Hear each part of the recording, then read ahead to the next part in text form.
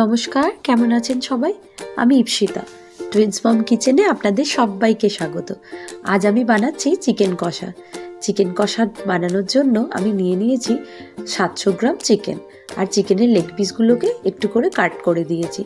ম্যারিনেশনের জন্য দিচ্ছি একটা গোটা পাতিলেবুর রস, 1 টেবিল চামচ আদা বাটা, 1 টেবিল চামচ রসুন বাটা, 1 টেবিল চামচ কাঁচা লঙ্কা বাটা, আর স্বাদ মতো লবণ।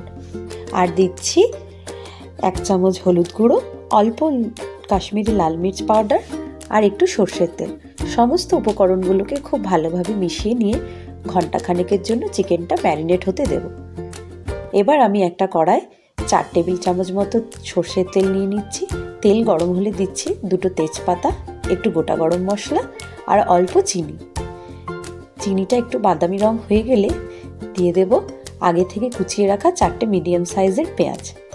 পেঁয়াজটা খুব ভালোভাবে লাল করে ভেজে নিতে হবে। পেঁয়াজটা লাল করে ভেজে নেবার পর ওর মধ্যে দিয়ে দেব 1 টেবিল চামচ রসুন বাটা আর 1 টেবিল চামচ আদা বাটা। আদা রসুন বাটাটা খুব ভালোভাবে আমাদেরকে ভেজে নিতে হবে, যাতে কোনো কাঁচা গন্ধ না থাকে।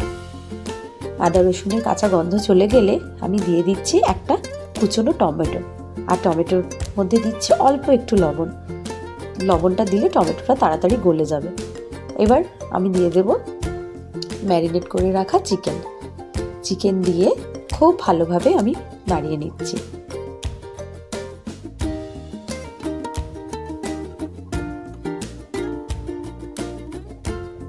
এবার গ্যাসের ফ্লেম কমিয়ে একটা ঢাকা দিয়ে দেব। এবার ঢাকা খুলে একটু চিকেনটা আবার নাড়িয়ে নেব।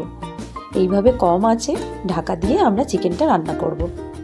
যেহেতু চিকেনটা ম্যারিনেট করা আছে, চিকেনটা হতে খুব বেশি সময় লাগবে না, আধ ঘন্টার মধ্যেই চিকেনটা রেডি হয়ে যাবে। এই দেখুন, অলমোস্ট হয়েই গেছে।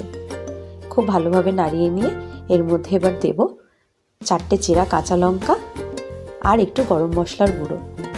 গরম মশলার গুঁড়ো আর চেরা কাঁচা লঙ্কাটাও ভালোভাবে মিশিয়ে নিয়ে গ্যাসটা অফ করে দিয়ে মিনিট 5 জন্য ঢাকা দিয়ে রেখে দেব। এই যে আমাদের চিকেন কষা রেডি। দেখুন, খুব ভালো হয় খেতে এইভাবে চিকেন কষা রান্না করলে। রুটি, পরোটা, পোলাও সব কিছুর সাথে খুব ভালো লাগে খেতে।